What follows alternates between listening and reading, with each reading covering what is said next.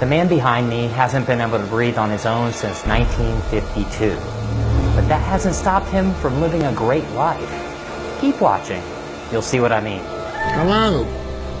My name is Paul Alexander, but they call me the man in the iron lung. Paul spends almost every moment of his day in an iron lung, which is the only thing that's keeping him alive.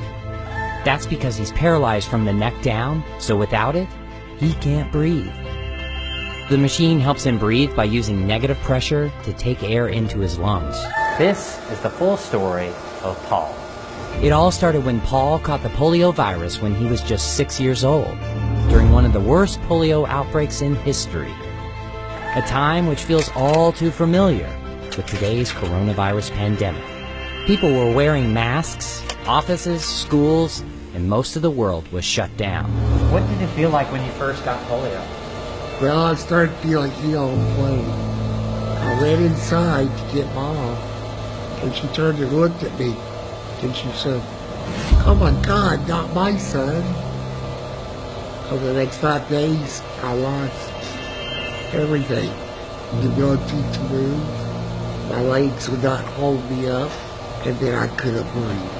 He was at home under the care of his mom and dad, and they realized he wasn't breathing. They rushed him to the hospital, and the emergency room physician examined him and pronounced him dead. Sometime later, another doctor came through and picked me up, according to my mother, and ran upstairs with me, performed a tracheotomy, and put me in the iron lung. This would make anyone feel like giving up, but just wait. You'll see that that isn't the case.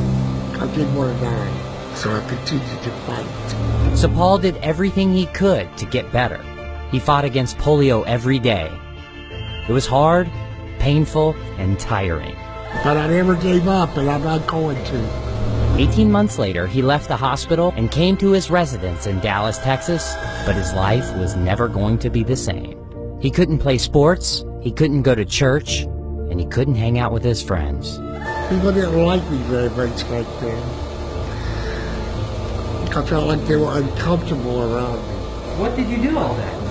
Well, the same thing everybody else does. I woke up, brushed my teeth, washed my face, shaved, had some breakfast. Well, I just needed a little bit of help, too. Then what would you do all day?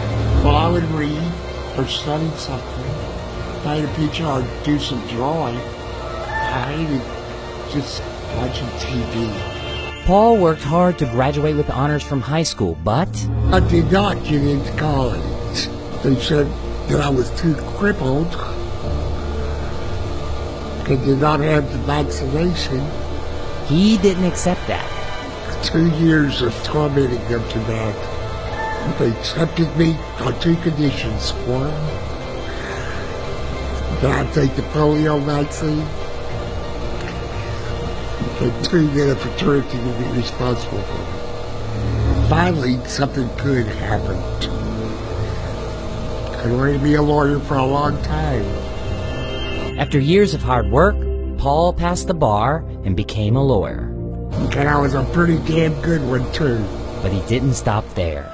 With the help of a pen attached to a stick, Paul wrote his own biography entirely with his mouth. So why write a book?